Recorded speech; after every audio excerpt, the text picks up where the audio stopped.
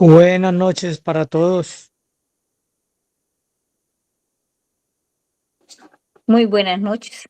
Buenas noches. Buenas noches. Buenas noches.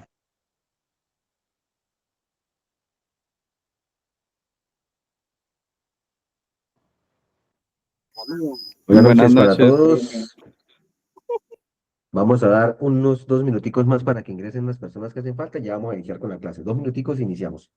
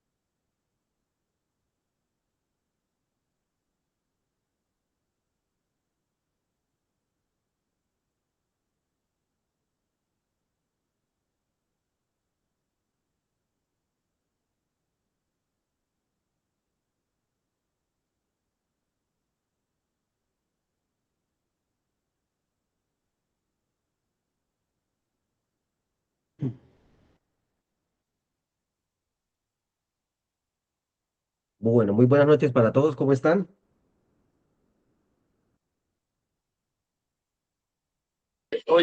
Bien, bien, profe, bien. Muy bien, Profe, profe. buenas noches.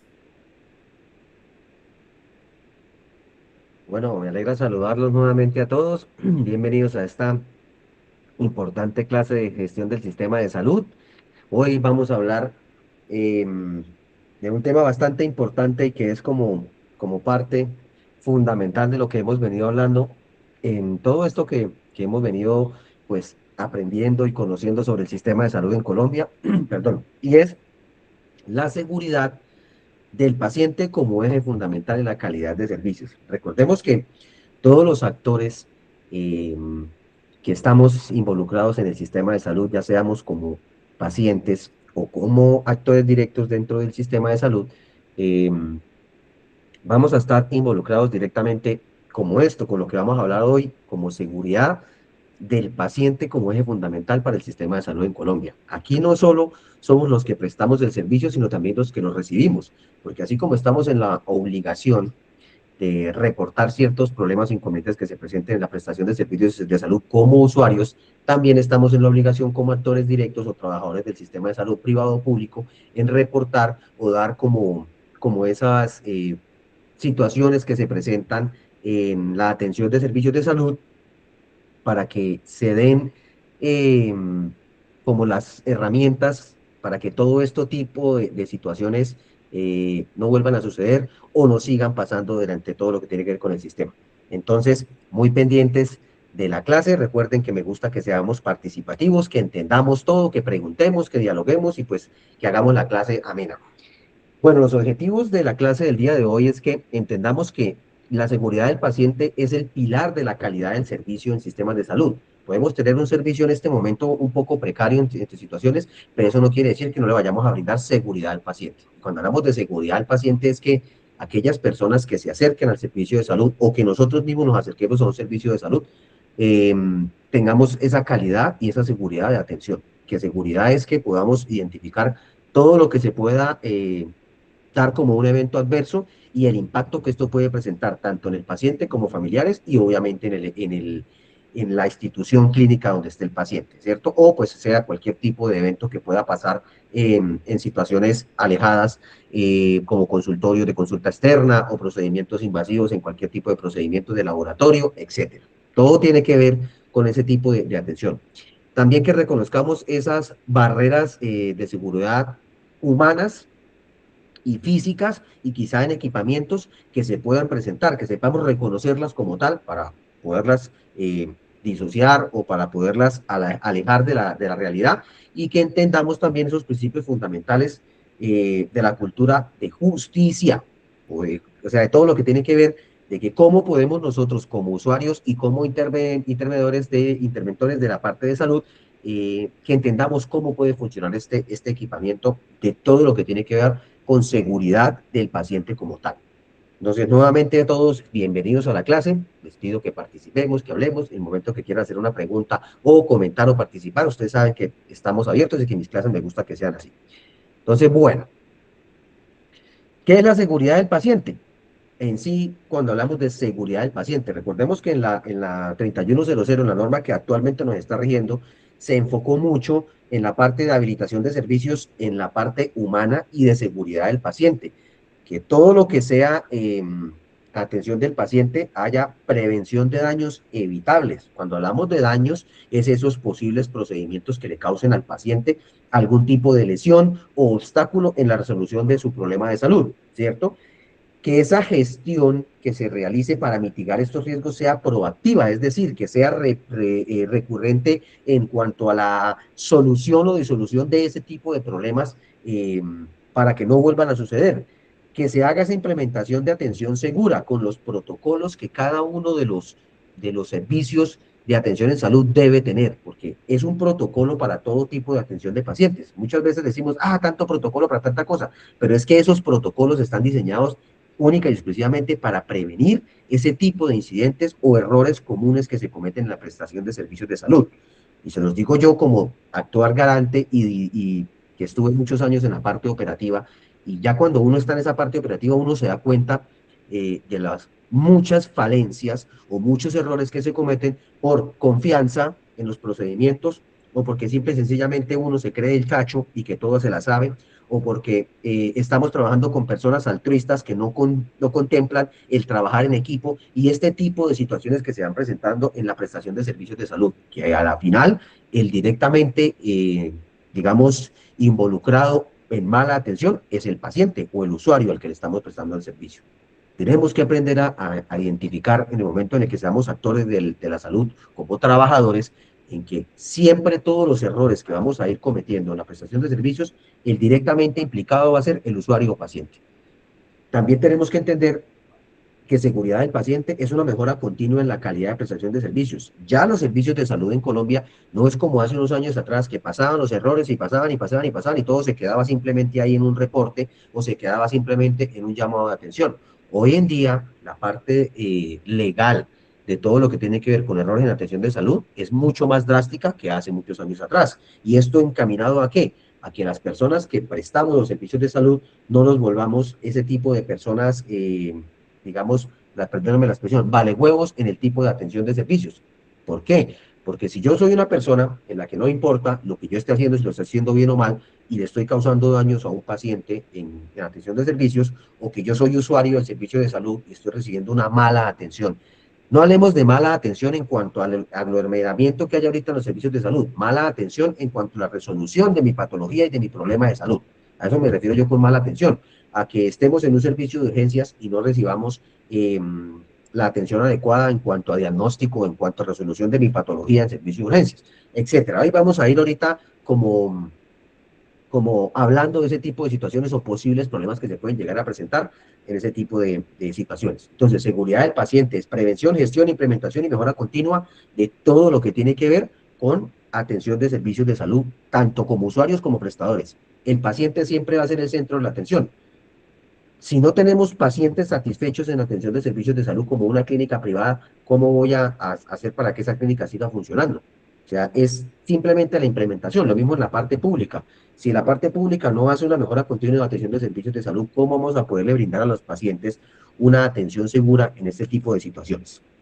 Entonces, dicho esto, ¿por qué es prioridad o por qué es prioritaria la seguridad del paciente en los servicios de salud? Primero, pues reducir errores. Digamos que esa incidencia de fallas humanas, vamos a hablar de fallas humanas, y aquí quiero que algunos participen, que se realicen en el proceso de atención o de los procesos de atención de salud, vamos a hablar de errores humanos de esta parte, que pueden minimizar esa incidencia en las fallas humanas. Entonces, si alguien quiere comentar algún caso o ha sido víctima o es trabajador y quiere comentar este caso, es importante que empecemos a disolverlo acá. Entonces, levantó la mano Jenny. Buenas noches, Jenny. Hola, profe, buenas noches, compañeros, buenas noches. Sí, en el tema de la salud es muy importante tenerlos correctos, conocerlos muy bien. Paciente correcto, dosis correcta. Eso es lo más importante porque es lo que usted está hablando, profe.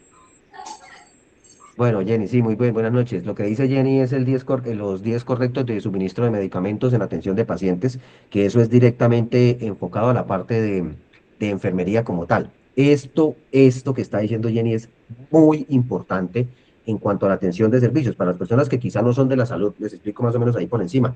Hay 10 procedimientos que se deben realizar antes de realizar, no procedimientos, sino una guía práctica que se llama los 10 correctos de suministro de medicamentos, que es preguntarle al paciente, mirar primero el medicamento, que sea el medicamento correcto, que sea el paciente correcto, que sea la hora correcta de suministro del medicamento, que sea la dosis correcta, que si yo preparo el medicamento yo mismo lo suministro, que si yo suministro yo mismo registro, le pregunto al paciente si tiene alergias a cualquier tipo de medicamento, anoto la hora correcta de suministro del medicamento, la infusión correcta que tengo que aplicarle a ese paciente. No es aplicar un medicamento por aplicarlo, es aplicar el medicamento al paciente correcto y como tiene que ser. Y aquí en esta parte de suministro de medicamentos en salud se han presentado muchísimas situaciones de errores que vienen en una cadena de errores que va desde la parte de la persona que suministra, que formula el medicamento, que es el médico, a la parte de jefatura, que es la que revisa ese medicamento y el cual da la orden a la auxiliar de enfermería para que suministre el medicamento. Y aquí el error es de comunicación. Si no hay un error, si no hay una comunicación directa con ese tipo de situaciones, o hacemos ese tipo de situaciones como por salir del tema, es donde cometemos los errores. Y aquí voy a abrir otro pequeño paréntesis en cuanto a suministro de medicamentos. Las personas que generalmente están acostumbradas a ir a una droguería a que le apliquen un medicamento, ahí están cometiendo un error muy grave, porque ese enfermero o ese farmacéutico le aplica el medicamento y él no sabe si usted es alérgico a ese medicamento o usted no le informó si es alérgico o no, usted simplemente llegó a solicitar que le apliquen un medicamento y ahí se presenta la falla en el que usted puede hacerle alergia a ese medicamento. Usted pueda que no le hayan aplicado ese medicamento y nunca lo haya sido, pero después pueda presentar una alergia. Entonces, el suministro de medicamentos es algo realmente importante, lo tengamos en cuenta, y es uno de los errores, como dice Jenny, de los que se han presentado en salud. Entonces, Juan, buenas noches. Hola, profe. Buenas noches a todos. ¿Cómo están? Espero que me estén escuchando bien. Juan, no se te escucha bien. ¿Me escuchan ahí? No, Juan, se te está escuchando lejísimo, lejísimo, no se te está escuchando bien. Démosle paso a Freddy y ya vamos con Juan nuevamente que solucione este problema. Freddy, buenas noches. Profe, ¿cómo está? Buenas noches, compañero, buenas noches. Profe, no es tan solo el tema del aplicar los medicamentos al paciente. Me pasó a mí particularmente que duré casi 6 años esperando una cirugía por un mal dictamen médico. Y fue un doctor quien llegó y me dijo que yo estaba bien. Me saqué la rodilla jugando baloncesto. Me dijo, métale carga, no hay ningún problema. Le comenté pues mi profesión como bombero. Yo, no, acetaminofén y se fue. Y pues obviamente, profe, si a usted un médico, un señor de 50 y punta de años, médico, y resalto esta palabra porque es que es verdad, te dice, no, dale que estás bien, pues usted que eso está bien.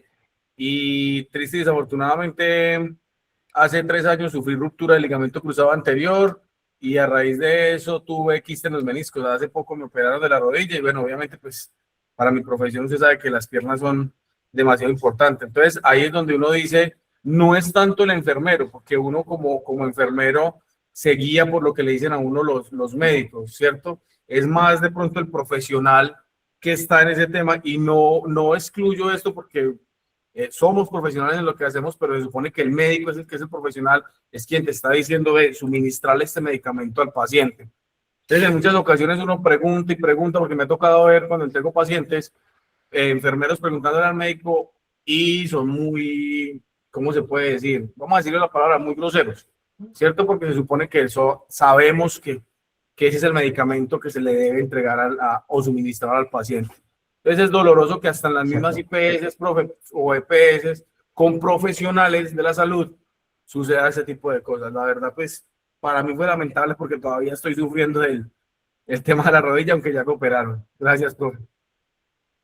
Gracias, Freddy, por su aporte. Sí, Freddy tiene toda la razón. Los errores diagnósticos iniciales en salud son muy, muy frecuentes también, y esto también entra en la parte de reducción de errores y fallas humanas en prestación de servicios. Esto es algo que es de todos los días, y que esos errores humanos, en el caso de Freddy, que tiene una lesión permanente por su digamos, ruptura de ligamento en rodilla, que es gravísimo y el dolor es fuertísimo, y esto obviamente va a tener una repercusión a futuro en muchos aspectos físicos. Entonces, esto también es parte de lo que tenemos que hablar con la incidencia de fallas humanas y procesos en atención. No solo es enfermería, también es parte médica, también es parte diagnóstica, y esto abarca un punto grandísimo en este tipo de situaciones. Bueno, muy bien. Juan, ¿ya solucionaste los problemas? ¿Nos ibas a decir algo? Juan Henao. Bro, no, es que voy conduciendo, más tarde les cuento. No, definitivamente no se le escucha nada, Juan. Bueno, segundo, proteger vidas, que garantiza la integridad física y periodo de daños permanentes en los pacientes, lo que acaba de contarnos Freddy. La seguridad del paciente no es solo la parte de suministro de medicamentos, también es que esa integridad física se proteja y también prevenir daños permanentes. Aquí, en proteger vidas, también estamos hablando de la estancia hospitalaria, de la parte prehospitalaria en el traslado de los pacientes. No es trasladar a un paciente por trasladarlo, ni incrementar las lesiones de ese paciente. Es que cuando se traslade un paciente, sea en la estancia extrahospitalaria del accidente al hospital, es que el paciente llegue de la mejor manera posible sin que se agrave más las lesiones. O que cuando estemos en la estancia hospitalaria con el paciente, se proteja la integridad de ese paciente por medio de protocolos de seguridad en el que eviten caídas y procedimientos los cuales en el paciente van a incrementar las lesiones, o que el paciente tenga otro tipo de lesión diferente a la que ya por la patología que lleva al hospital. Entonces, esto también es importante que lo entendamos en la prioridad de seguridad del paciente. Obviamente, eso también está enfocado a la seguridad del paciente, a que siempre se va a optimizar en los resultados, que la mejora de resultados siempre vaya a ser diferente. Y esto va mucho en la parte de que si un paciente que tiene una estancia hospitalaria en urgencias corta, que tiene una estancia de resolución quirúrgica rápida, es un paciente que va a presentar una recuperación mucho más rápida, y obviamente esto va a mitigar los tiempos de estancia hospitalaria. Pero aquí tenemos una barrera muy grande en Colombia, y es los niveles hospitalarios. Un paciente con una patología de enfermedad gástrica, digámoslo así, tumoral, o que tenga cálculos biliares, o que tenga alguna patología estomacal, y está en un hospital de segundo nivel, no va a tener una resolución de su enfermedad a corto plazo, porque tiene que desplazarse hasta otra ciudad, a un hospital de un nivel más alto, para que sea resolutiva esta parte. Y esto es lo que ha generado en Colombia en que la salud se convierta en ese vaivén de diagnósticos entre hospitales y clínicas, porque el paciente no tiene en la zona en la que vive una resolución de su patología por la distancia de los hospitales de tercer, cuarto y quinto nivel. Entonces, esto digamos que a futuro se provee o se plantea en que cada municipio cuente con un hospital como mínimo de segundo nivel, para que esto minimice la situación de hospitales de tercer y cuarto nivel aglomerados por patologías pequeñas. Entonces, ahí vamos, digamos, con eso. Y lo otro que obviamente prioriza la seguridad del paciente, es que fortalece la confianza de nosotros como usuarios en relación médico-paciente médico-paciente y paciente en cuidados de enfermería, o pues obviamente la reputación institucional. Yo creo que más de uno aquí, de los que estamos aquí en esta clase, hemos escuchado o hemos vivido situaciones como la que le pasó a Freddy, de una mala atención, y esa mala atención a mí me va a generar que yo voy a hablar mal o del médico o del hospital del cual recibí la atención. Y yo creo que aquí todos o la mayoría vamos a tener una historia referente a este tipo de situaciones, porque ¿quién no ha estado enfermo, cierto? ¿Quién no ha estado enfermo y quién no ha tenido una mala atención o una mala experiencia en un hospital? Yo creo que la mayoría de las personas que estamos acá hemos tenido este tipo de situaciones hospitalarias. Y es obviamente situaciones en las cuales estamos obligados a reportarlas y obviamente a dar a conocer ese tipo de situaciones para que sean resolutivas. Bueno, evento adverso en la atención hospitalaria o en la seguridad del paciente. Digamos que es un daño, cuando hablamos de evento adverso, es un daño no intencional, es decir, un daño que no se quería que sufriera el paciente, ¿cierto? Causado o asociado directamente a la atención en salud.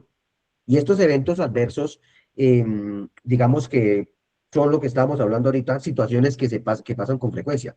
Ojo, estos eventos adversos son asociados no a la enfermedad base del paciente, ¿sí? Entonces, ¿cuáles ejemplos comunes serían? Errores en la medicación, lo que estábamos hablando ahorita, un medicamento que no es el medicamento que el paciente requiere para la resolución de su enfermedad, que puede darse por un error de mala praxis en cuanto a la formulación del médico, o que puede darse un error en que la farmacia me entregó el medicamento que no era correcto y yo simplemente no lo revisé y le apliqué ese medicamento al paciente, que no es excusa para ningún tipo de situación, ¿cierto? Caídas durante la estancia, los pacientes que sufren caídas en la estancia hospitalaria, estos son eh, situaciones que se presentan constantemente y es una de las causas más graves en cuanto a daños o eventos adversos que presenta un paciente en la estancia hospitalaria. Las caídas de los pacientes, gravísimo para un personal de salud. Las infecciones asociadas a las IAAS, les resumo qué es la IAAS, infecciones adquiridas en atención en salud, o sea, aquellas infecciones que se adquieren por una estancia hospitalaria. Vamos a poner un ejemplo. Un paciente que tuvo una fractura en el fémur y esa fractura se generó una cirugía. El paciente le hicieron la cirugía y al momento de salir de la cirugía de recuperación se le generó una infección en la pierna donde le pusieron la prótesis que le está asegurando el hueso. Eso es una infección adquirida en atención en salud. Una infección por la cual el paciente no vino, una atención que no vino y adquirió una infección. Un ejemplo muy grande de esto son las bacterias inmunosupresoras o las bacterias eso se llaman, se me va el nombre en este momento, pseudomonas inmunoresistentes, que son bacterias resistentes a antibióticos, que generalmente son creadas o que se dan en el ambiente hospitalario. Entonces son situaciones que son eventos adversos que es causas por ese tipo de atención. ¿Cierto? Todos hemos oído hablar, o alguien aquí que me pueda hablar algún ejemplo que hayan oído que adquirió una bacteria hospitalaria o algo así, alguna persona ha sufrido de esto o le ha sucedido algo así o ha escuchado algo así de esas famosas bacterias adquiridas. Profe, yo pienso que eso es un tema muy común hoy en día. Muchos pacientes salen con problemas y el cuento es adquirir una bacteria. Eso ya es como común. Ujú.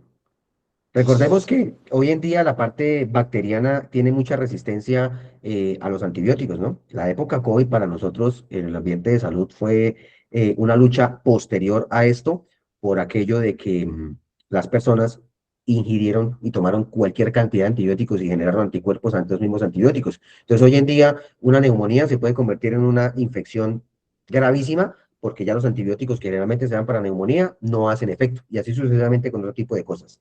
Sterling, buenas noches. Muy buenas noches, profe, muy buenas noches, compañeros. Deseándoles excelente noche.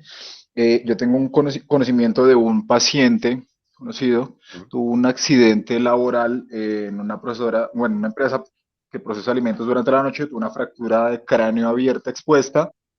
La atención inicial la hicieron en el pueblo donde estaba, porque es hacia las afueras entre Chía y Zipaquirá, una cosa de esas.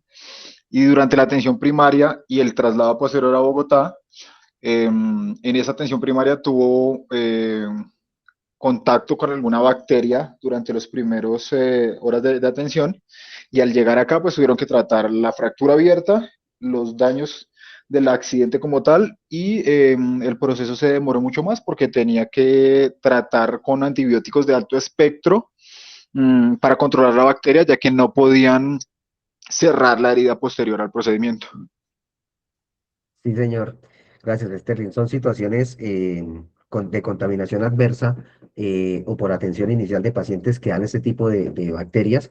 Y cuando son antibióticos de ese tipo de situaciones también. Dice Juan era una KPC bacteriana, ¿sí? Son situaciones también que se presentan por estancias prolongadas en UCI, infecciones derivadas a la parte respiratoria o a la parte quirúrgica también.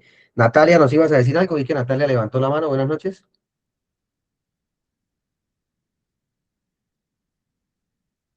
Por ahí Profe, una buenas noches. Natalia que levantó la mano. No, iba Ah, a Natalia, decir ¿cómo lo está? mismo. El tema de los antibióticos, la gente le encanta colocarse dexametasona, le encanta cuando tiene gripa tomar ¿Mm? antibióticos y cuando realmente les da una enfermedad que requiere de antibióticos, ya el cuerpo está inmune a ellos. Exactamente, Natalia, muchas gracias. Sí, lo que les digo, la gente en la época COVID y posterior al COVID se acostumbró a simplemente ir a una droguería y colocarse o pedir o tomar amoxicilina, diclofenac, gentamicina y todos los antibióticos de primer espectro, primer y segundo espectro, y crearon resistencia a los antibióticos. Ahora cualquier tipo de situación lo que hace es que cuando se recetan los antibióticos ya la gente tiene anticuerpos para eso y no hacen ningún tipo de situaciones. Y pasa lo que dice Sterling, llega a un ámbito hospitalario y toca con antibióticos de amplio espectro endovenosos, los cuales le van a generar otro tipo de problemas. Pero pues desafortunadamente, ¿cómo luchamos contra eso? Con la automedicación de las mismas personas. Y son errores comunes que se presentan en todo tipo de situaciones y que van a generar eventos adversos hospitalarios. Mao, ¿ibas a decir algo? Buenas noches. Hola, profe, compañeros, buenas noches. Eso nos pasa cada ratico a nosotros en nuestro ambiente geriátrico, ya que pues muchos de nuestros abuelos han fumado, han tenido estufas a leña, todo ese humo, y pues los pulmones de ellos no son los mejores.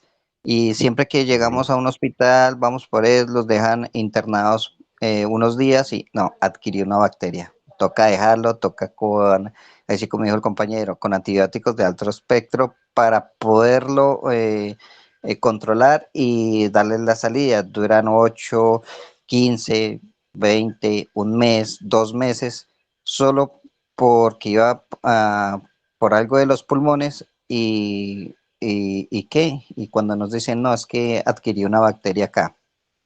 Eso nos ha pasado Sí, mucho.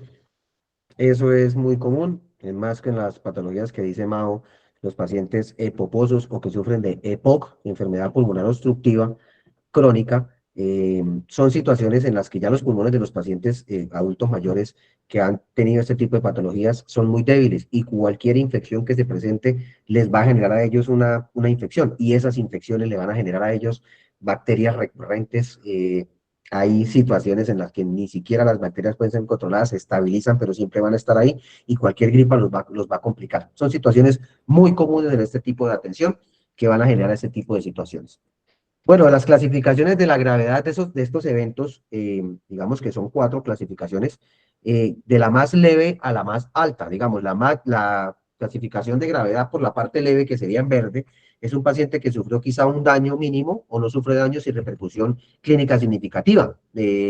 Digamos, el paciente estaba sentado en la camilla y pasó otra camilla y lo golpeó, le generó un edema al paciente en la rodilla o en la pierna. Eso es un evento leve, que le generó al paciente cualquier tipo de molestia, cualquier tipo de situación, pero que no tuvo ninguna complicación significativa en ese tipo de situación. Juan, ¿nos ibas a decir algo? Hola, profe, buenas noches. Ahora sí sé que me están escuchando. Es que venía Ahora conduciendo, sí, entonces por eso quizás no me escuchaban. Bueno, cuéntanos, Juan.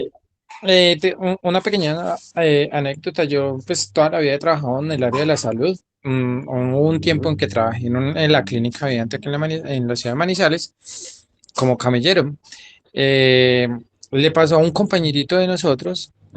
Ellos trasladaron un paciente adulto mayor en la camilla, obviamente hospitalaria. El paciente no era funcional, es decir, no se movilizaba por sus propios medios. Entonces lo bajaron pues en la camilla a hacerle un rayos X. Resulta que la camilla en la que llevaban al paciente era una camilla pues muy viejita, y no le funcionaban bien los frenos del suelo, pues que uno o el pedalcito que uno oprime en la parte de abajo para que frene la camilla.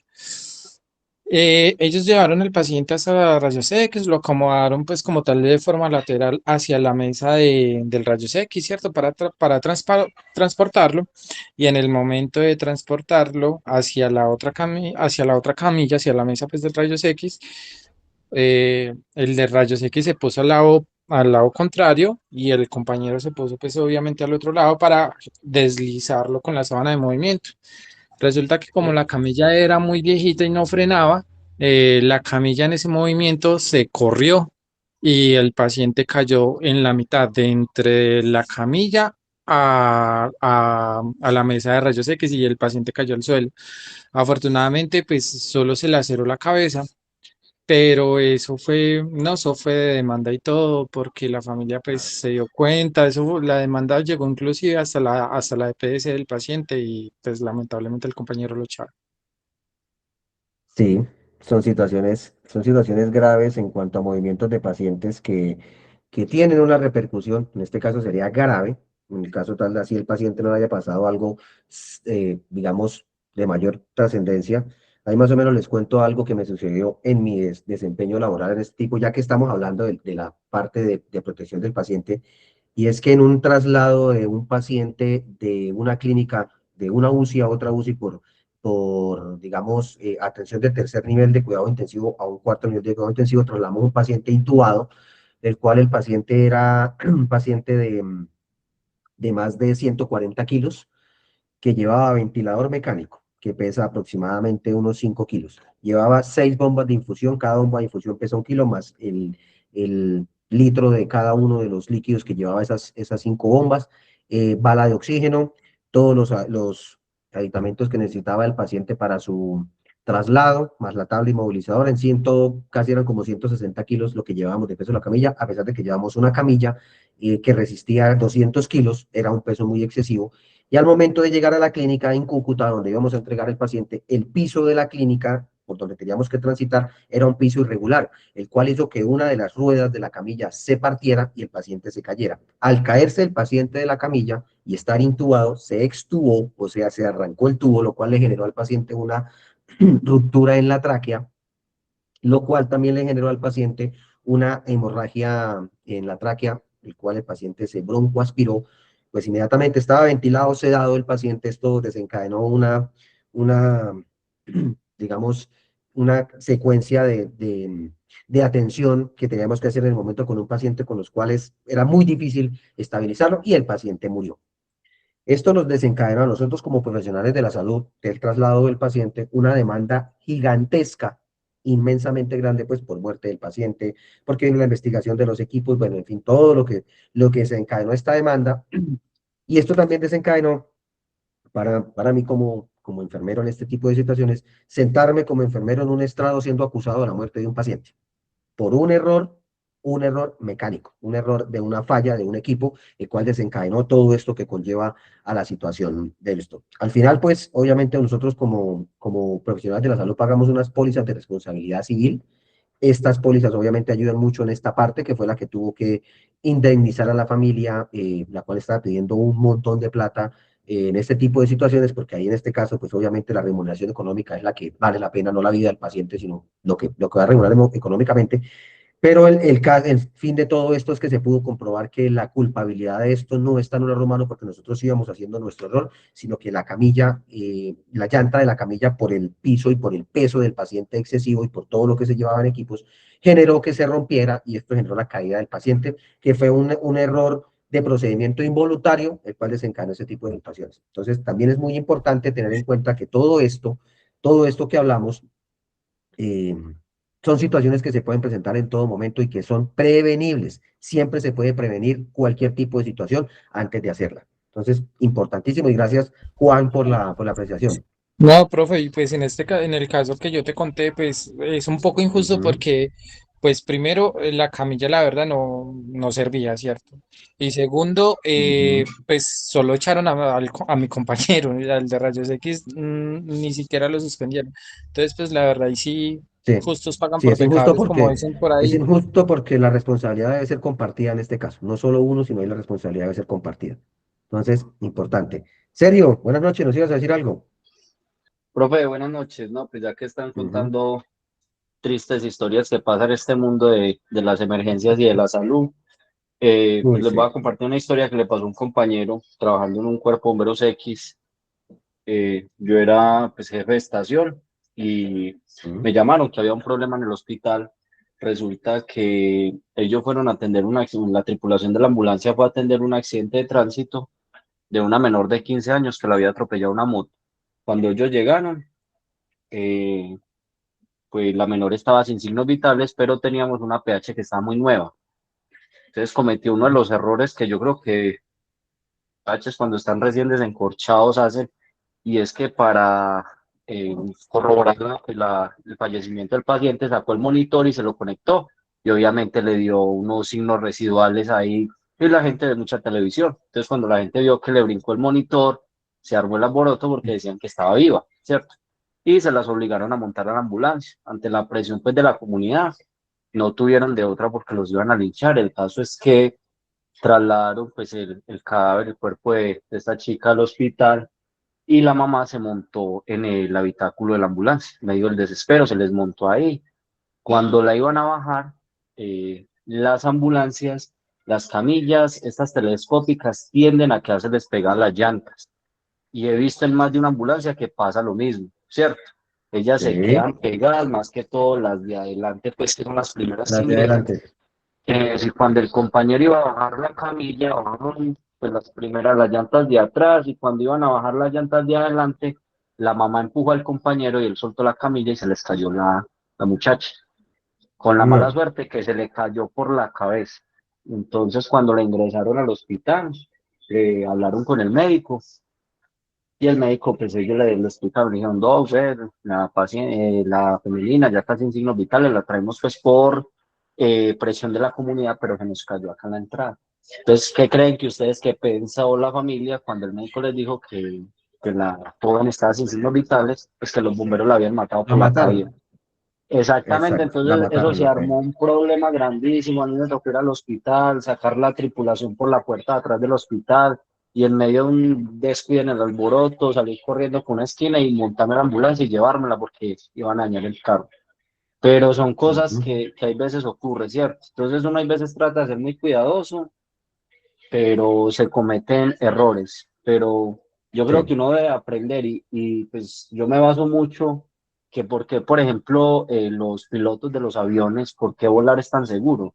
Y es porque los aviones, los pilotos cuando van a salir, ellos se pegan de una lista de chequeo y realizan ujú. su procedimiento al pie de la letra. Nosotros hay veces somos muy confiados y creemos que porque hemos hecho un procedimiento 10 veces, el número 11 va a ser igual, y cuando nos confiamos tanto, ahí hay veces cuando la embarramos. Entonces, tenemos que ser Exactamente. desconfiados con los equipos, con todos, porque a todos nos han pasado chicharrones. Exactamente, Sergio, muchas gracias. Sí, tiene toda la razón. Gravísimo lo que pasó. Esos son errores comunes de principiante de APH que hace ese tipo de situaciones, pero pues hasta que no se comete el error no vamos a tratar de ver la falta. Y lo que dice Sergio en cuanto a los procedimientos es real. Por eso es tan seguro volar, porque si usted se apega a un protocolo, ese protocolo funciona. Y es ahí donde nosotros en salud tenemos que apegarnos a este tipo de situaciones. Y les voy a poner un ejemplo muy claro. Las clínicas hoy en día... de calidad o de un estándar de calidad alto, se apegan a unos protocolos completamente guiados y esos protocolos clínicos funcionan. Y es ahí donde todos tenemos que aprender a este tipo de situaciones y es precisamente lo que estamos hablando del sistema de salud, que si hacemos el protocolo como tiene que ser y reportamos lo que tenemos que reportar, todos estos eventos adversos se pueden prevenir. Entonces, importantísimo esto y muchas gracias por la participación, muchachos. Bueno, pasamos del leve al moderado, que requiere una intervención médica, quirúrgica adicional o prolonga la estancia del paciente. Estos eventos, pues obviamente tienen que ver con el suministro de medicamentos, malos diagnósticos o con caídas graves en el paciente, que obviamente van a repercutir en estancias hospitalarias graves o estancias prolongadas de lo que tiene que ver el paciente, no por lo que iba, sino por lo que le generó después de suministrar mal un medicamento, de un mal diagnóstico o de una mala praxis por cualquier tipo de situación. Obviamente, las partes ya pasamos a la grave, que es algo que produce una discapacidad física o psiquiátrica permanente en el paciente o importante en el paciente. Digamos, eh, situaciones que desencadenaron que en medio de una cirugía el paciente por un mal corte del cirujano presentó una hemorragia, el cual ya no era por una patología del corazón, sino que ahora también le hizo una falla renal al paciente. Son eventos que se pueden presentar, situaciones que pueden presentar, y eso le va a generar al paciente un daño importante o una incapacidad permanente al paciente por situaciones malas. Un mal medicamento formulado que le produzca al paciente una alergia y esa alergia le produce al paciente un paro respiratorio y salido del paro, esto pueda producir daños quirúrgicos o daños cerebrales, etcétera. Situaciones que van a desencadenar daños graves en el paciente. Y ya el último, el centinela, es un evento que involucra o la muerte del paciente o un daño permanente psicológico y físico grave para el resto de la vida del paciente, que son situaciones que se han presentado, muchachos. En el caso, pues mío, el que desencadenó la muerte del paciente por ese error mecánico, o en situaciones en cuanto a errores que se cometen en cuanto al levantamiento de un paciente y se hizo una mala praxis y esa mala praxis desencadenó en que el paciente nunca más volvió a caminar o cualquier tipo de situación que va a desencadenar esto. Entonces, esta clasificación de la gravedad de los pacientes van siempre de leve, moderado, grave y por último el centinela, que ya son situaciones que desafortunadamente generan todo este tipo de situaciones graves en atención al paciente. Causas más frecuentes en las fallas. Ojo, algo muy importante, fallas críticas en la comunicación. Vuelvo y pongo el ejemplo que puso Sergio. Las tripulaciones de los aviones, capitán y copiloto y azafata, siempre van a mantener una comunicación directa y una parte fija porque es una acción que lleva cualquier cantidad de vidas atrás volando y despegan y aterrizan. Los errores o los accidentes aéreos son menos frecuentes que ni siquiera los errores en vehículos de 4 ruedas. Entonces, es importante. Esas fallas críticas de la comunicación en salud son muy importantes tenerlas en cuenta, porque son errores que se cometen en cuanto a comunicación efectiva, y esta comunicación efectiva entre personal de salud desencadena en errores comunes en pacientes. Errores humanos por fatiga. Hoy en día, en atención en salud, en cuanto a atención de pacientes en horas nocturnas, ¿cierto? Ha mitigado muchísimo por aquello de los turnos que ya no van a ser de noche, o eso se está implementando, que los turnos ya no van a ser de 12 horas, sino de 8 horas máximo en turnos de noche. ¿En qué desencadena esto? Que la fatiga por cansancio, sobre todo en horas nocturnas, desencadena muchos errores en la acumulación de procedimientos en pacientes. Ojo, estamos hablando de procedimientos de atención inicial de pacientes. La fatiga es muy importante tenerla en cuenta en atención de salud. Recuerden que nosotros en salud trabajamos 24/7. Entonces, este tipo de acomodación de turnos de menor espacio, sobre todo en horas nocturnas, ha mitigado mucho y ha bajado mucho el riesgo en cuanto a errores humanos por prestación de servicios en salud. Procesos y protocolos deficientes, volvemos a lo mismo. Un buen protocolo de servicios desencadena buena atención en salud. Protocolos, o que nosotros seamos folclóricos y nos saltemos los protocolos, porque como decía ahorita Sergio, porque somos repetitivos y acciones repetitivas generan errores, siempre apegarnos al protocolo va a hacer que las situaciones se den de una manera acertada en cuanto a la prestación de servicios. Excesiva sobrecarga laboral. Se ha detectado que médicos o enfermeros trabajan en 2 instituciones de salud. Es legal hacerlo. Pero si usted acaba de pasar un turno de 12 horas en un hospital y va a trabajar las otras siguientes 12 horas de día en otro hospital, ¿usted cree que va a poder trabajar al 100%? ¿Cree que va a poder prestarle ese servicio a ese paciente al 100%? Entonces, la excesiva sobrecarga laboral o la fatiga laboral por exceso de horas va a desencadenar errores fatales.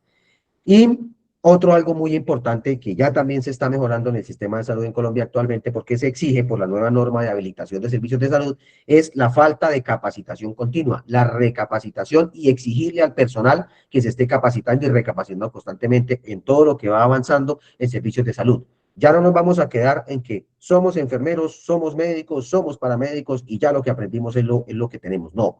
Ahorita, en este momento en Colombia, la recapacitación constante en cuanto a nuevos protocolos y nuevas guías prácticas en atenciones de salud van a ir a la par con el talento humano en salud en Colombia. Entonces, esto también va a ayudar mucho en todo este tipo de situaciones para mitigar las fallas comunes que se presentan en servicios de salud. Hay algunas barreras en cuanto a prestación de seguridad del paciente que obviamente se van presentando y que son obviamente vistas por nosotros mismos y también como usuarios y como prestadores de servicios de salud. Entonces, todos estos mecanismos siempre van a estar diseñados para prevenir errores humanos o del sistema, que siempre van a llegar directamente a causar daño en el paciente. Acuérdense que aquí estamos hablando directamente del paciente.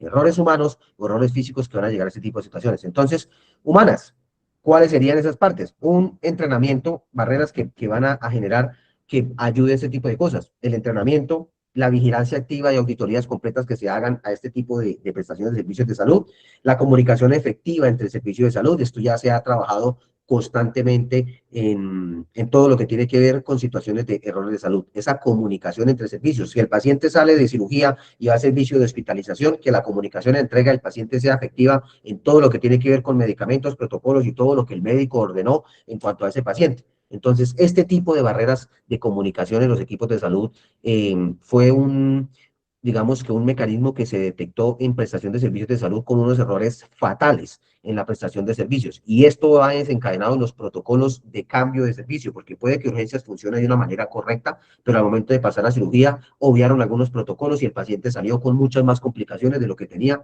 porque no hubo una comunicación efectiva entre los dos servicios. Entonces, eso es muy importante que lo tengamos en cuenta. También en la entrega de pacientes de atención prehospitalaria al área hospitalaria. Uno llega como APH a entregar un paciente y no, quizás nunca le ponen mucho cuidado a lo que uno está diciendo del paciente y nosotros fuimos los primeros que encontramos la situación del paciente y esto va a desencadenar en que la atención de ese paciente o se va a demorar o va a ser situaciones que van a desencadenar muerte o complicaciones de ese tipo de situaciones. Importante esto. Natalia, buenas noches. Profe, hola, profe, nosotros tuvimos un caso con un paciente que se cayó de un árbol. La clase terminó que el paciente tenía un TEC. Cuando llegamos al hospital, el médico enfatizó en que no, que el paciente estaba borracho, que el paciente estaba borracho, y la hija le decía que no, que el señor no tomaba, que el señor hacía más de 16 años no tomaba. Que sí, que él estaba borracho, que les han estado licoramiento, pues no le prestaron como la adecuada atención al señor, y el señor ya salió, fue como en un primario, pero como donante de órganos, el señor falleció. Imagínense, para todos los que no han un TEC, trauma craneoencefálico, como dice Natalia, eh, este paciente es un paciente sin una atención requerida por trauma y eso desencadenó que el paciente tuviera una complicación y muerte cerebral. Imagínense ustedes ese caso, por una mala, digamos, por una mala apreciación diagnóstica del médico que atendió. Y ahí es un error en seguridad del paciente, clara y concisa. Bueno.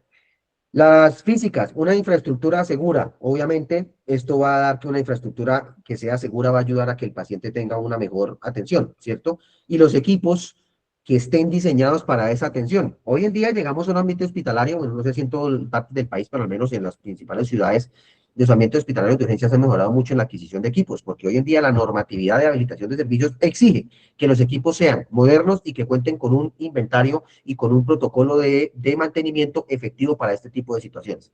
Entonces, esto también va a ayudar, ha ayudado mucho en este tipo de barreras para la prestación de servicios de salud. Y obviamente la parte administrativa, que juega un papel muy importante en este tipo de atenciones, es que ellos son los encargados de guiar, dar y poner en funcionamiento todo lo que son protocolos y políticas de seguridad y las listas de chequeo. Y también, obviamente, de suministrar todos los equipos biomédicos y todo lo que se necesita para este tipo de situaciones en cuanto a prestación de servicio de salud. No nos podemos volver ese modelo de salud como el queso suizo. Acuérdense que el queso suizo es ese queso que tiene huecos por todo lado. Por fuera se ve un queso completo, ¿cierto? Pero por dentro tiene cualquier cantidad de huecos. Entonces no podemos volvernos como este modelo de queso suizo, simplemente que todo esté lleno de huecos y tapamos uno con otro problema mucho más grande. Entonces, estas barreras de seguridad en el modelo de salud actual son las que se tienen que tratar. ¿Por medio de qué? Del reporte de todo lo que tiene que ver con prestación de servicios de salud. Entonces, ejemplos de barreras efectivas que tienen que dar este tipo de situaciones. El uso de manillas de identificación del paciente. Mire que aquí vamos a hablar de algo muy importante. Anteriormente en los ambientes hospitalarios se perdían los pacientes. No aparecía don fulano de tal o el paciente simplemente se perdió, ¿cierto? ¿Esto por qué? Porque no había una correcta identificación de los pacientes ni siquiera en el área donde estaban.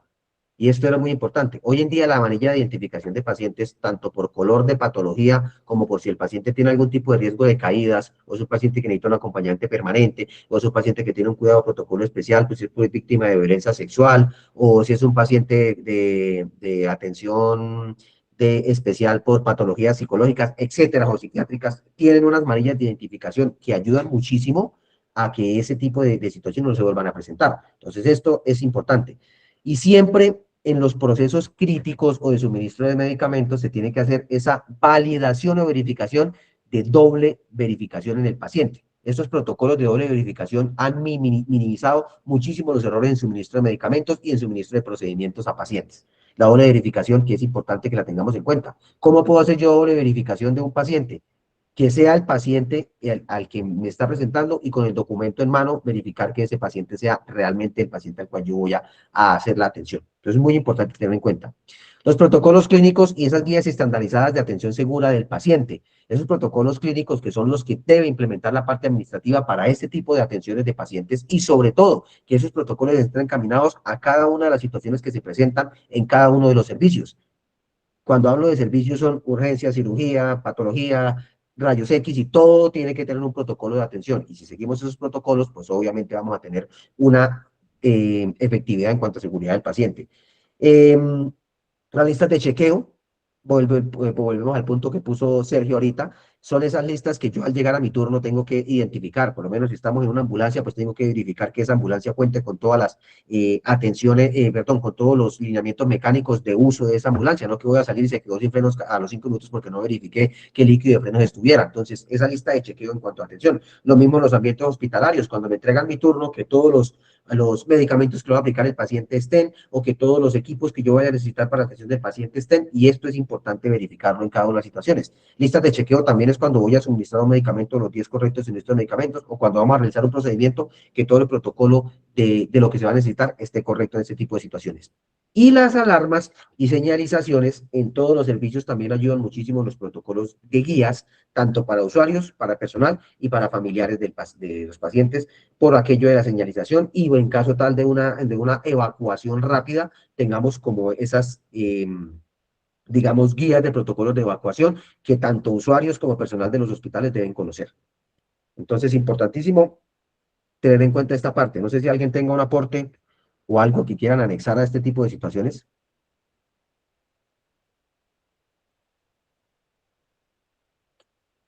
Bueno, aquí vamos a hablar de algo importantísimo y que algo que yo quiero que ustedes tengan en cuenta, las personas que tengan personal a cargo. En este tipo de situaciones, obviamente ustedes van a ser parte también de esto en algún momento, pero también es importante que tengamos en cuenta esta parte. Hay algo que yo siempre digo, y en la parte mía cuando he tenido personal a cargo, es que siempre hay que tener en cuenta una cosa, muchachos. Se felicita en público y se corrige en privado. Si yo tengo a cargo personal y ese personal comete un error, es un personal que yo tengo que corregir en privado para primero mitigar y no sentirme el grande o la persona que soy el chacho, digámoslo así, y empezar a gritar y a enfocar esto en la prestación de servicios. Estamos hablando de prestación de servicios de salud, ¿no? O en cualquier tipo de situación que es importante que ustedes tengan en cuenta que si yo tengo personal a cargo, tengo que ser un buen líder y no ser el que manda, sino el que sabe guiar. Eso es muy importante tenerlo en cuenta, muchachos. Entonces, cultura justa de un nuevo enfoque, importante. No es enfocarse en la curva, no es buscar un responsable individual del error, sino enfocarnos en cómo es que vamos a hacer para que este tipo de errores no se vayan a presentar, ¿cierto? El castigo es la principal herramienta de control, no es castigar por castigar, sino enfocar en que ese castigo no sea directamente como le pasó lo que contó el compañero Juan, que simplemente echaron al más pendejo porque era el camillero, ¿cierto? Y obviamente fomentar el ocultamiento por fallas de miedo. Si yo tengo miedo a reportar lo que está sucediendo, esto va a fomentar de que este tipo de situaciones se vuelvan a presentar en este tipo de prestación de servicios de salud. Y la idea es que si detectamos una falla que está sucediendo y está generando problemas en los pacientes, tengo que reportarla para que esta falla sea corregida. Entonces, vamos al enfoque del aprendizaje, que es analizar las fallas que es sistemáticas y los procesos que están generando este tipo de situaciones para que haya una política de mejora, porque el promover la mejora continua va a dar una mejora en el sistema. O sea, si yo analizo las fallas, voy a promover una mejora continua para que ese sistema funcione de una manera diferente. Y siempre, obviamente, hay que fomentar entre personal o profesionales de la salud el reporte voluntario y transparente. Es decir, que si yo estoy cometiendo un error de procedimiento, fomento esta apreciación de reportarlo. Aquí no es el miedo a que me van a echar, aquí no es el miedo a que simplemente voy a perder mi trabajo, no, porque si yo hago las cosas de manera correcta, pero quizás el protocolo que me están dando no es de una manera correcta, esto es importante que se haga ese reporte para que este tipo de situaciones no se vuelvan a repetir. Cuéntanos, Mao.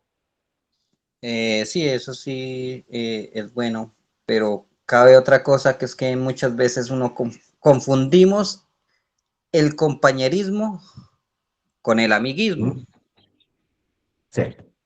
Y me digo porque a mí esta semana me pasó, porque está haciendo algo que no debían y realmente yo le dije a la persona, no me parece. Y ella me dijo, a mí tampoco me parece y lo voy a hacer. Y pues yo reporté. Y no, Sí. me la gané de enemiga, totalmente me la gané de enemiga por solo reportar. Y eso que a ella no le dijeron nada. El vaciado fue para mí. Porque yo sabía que ese es un almacén donde se almacenan los pañales. Y usted sabe que hoy en día las EPS para que entreguen pañales es berraco. Y pues nosotros nos toca es aglomerar pañal, porque muchas veces las EPS dicen no hay pañal, no hay pañal, no hay pañal, y son 2, 3, 4 meses, y pues eso nos toca surtir a los abuelos que requieren el pañal, y si la EPS no nos dan pañal, nosotros tenemos que mirar de dónde sacamos y qué le ponemos. Y pues el recurso no lo podemos dejar acabar. Claro. Y el vacío fue para mí porque me dijo la jefe, yo a usted ya le había dicho que esa puerta tenía que tener chapa montada. ¿Qué pasó? Pero uno por confiar, y Entonces, bueno, somos compañeros y eso, y ellos pensaron que porque éramos compañeros, y les dije, no, no crean que porque yo soy compañero de ustedes me voy a convertir en cómplice de ustedes cómplice. mismos, porque se dan de cuenta y salimos todos. Exacto. Entonces, mire el ejemplo que dice Mao, muy cierto, pues él se ganó su paseada, digámoslo así, pero reportó lo que estaba pasando y esto va a generar que no se vuelva a presentar ese tipo de situaciones. Pero pues a veces nos toca ser los malos de la película, pero ni modo. Entonces, se investigan procesos, no se buscan culpables. Esto lo que encamina es que el enfoque de este tipo de situaciones o del reporte es que se busca mejorar en la atención y no que este tipo de situaciones vayan a conllevar a que todo lo que se vaya haciendo de la manera mal hecha y esto va a generar un cúmulo de situaciones que al final van a desencadenar una bomba completa. Entonces es importante no ser parte de ese proceso, sino ser parte de la solución. Entonces, primero, ¿cómo se hace el reporte y gestión de eventos? Primero que obviamente es que se identifique oportunamente la falla durante la atención, o sea, que se identifique qué es lo que está pasando. Obviamente se identifica y se reporta de manera voluntaria y obviamente que esto se haga de la forma de los canales institucionales. Pues de los canales institucionales es el reporte inmediato a mi jefe inmediato para que él sea la persona encargada de hacer este tipo de situaciones. De ahí se pasa a analizar este tipo de causas y entender por qué está pasando los tipos de cosas y en qué está afectando la seguridad del paciente.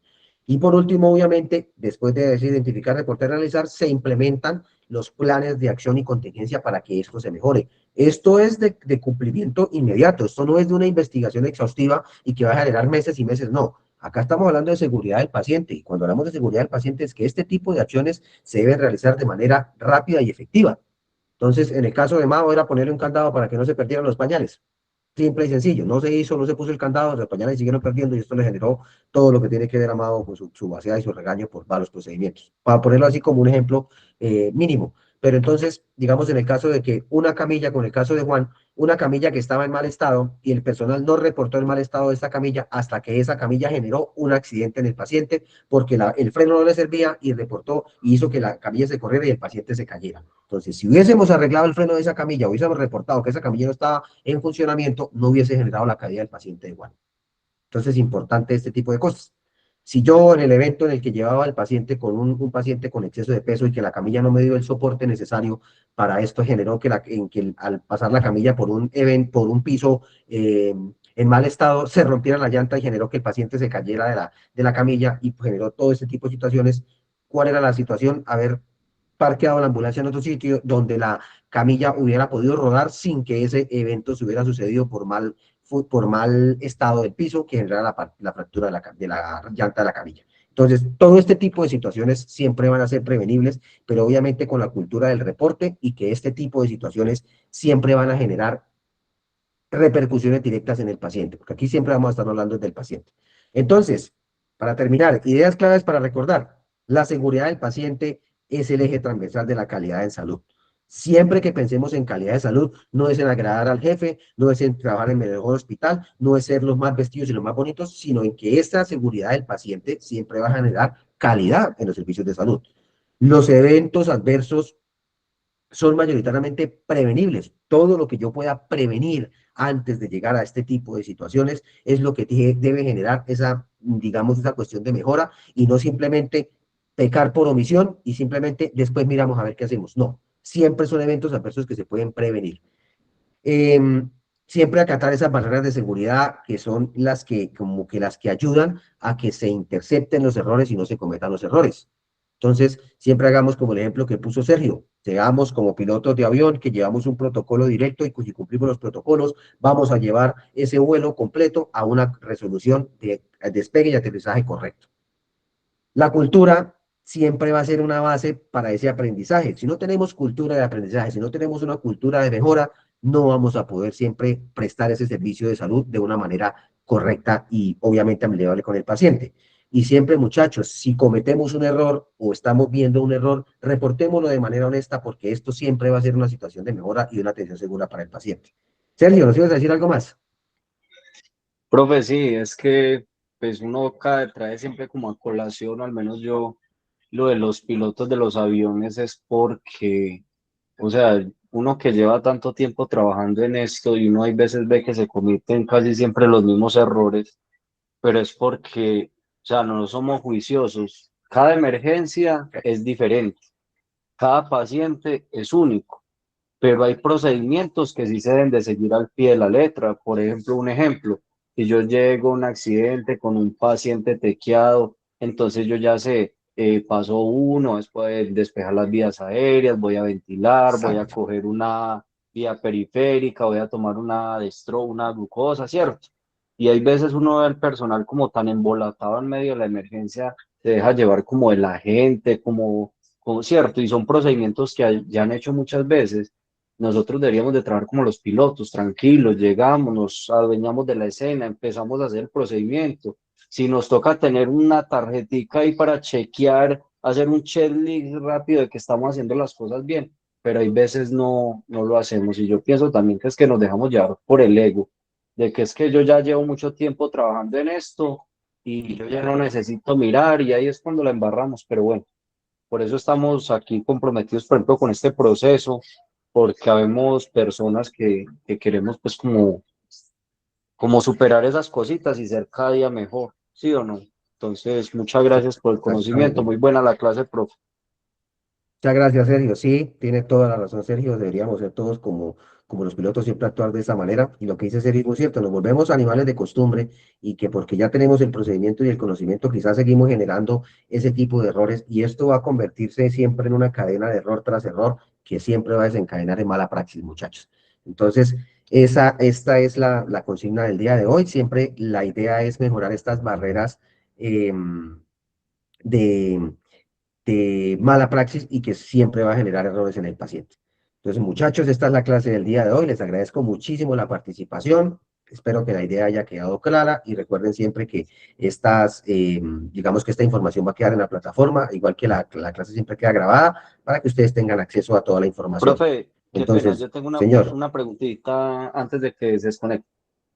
señor. Para las clases, cierto que no están mandando como un listado un listadito para la asistencia, o ustedes la graban allá, ¿cómo es? Sí, la clase queda grabada y en la grabación queda la asistencia de todas las Ah, personas que bueno, ingresen a la clase. Entonces ahí con eso listo. nosotros llevamos la asistencia de todas las clases. Listo, profe, muchas gracias. Listo, Sergio. Entonces, muchachos, que pasen muy buena noche. Recuerden que el material siempre va a quedar ahí para ustedes en las plataformas y todas las clases grabadas para todo lo que tiene que ver con este tipo de situaciones. Que pasen una feliz noche. Nos vemos el jueves con los de atención prehospitalaria, los que tienen clase conmigo el jueves. Y cualquier duda o inquietud siempre vamos a estar ahí para responderlas. Profe, muchas gracias, como siempre, Profe, compañeros. muchas gracias. Feliz noche. Compañeros, Descanse, feliz entonces, noche. Muchísimas gracias. Dios los Muchas bendiga. gracias, profe.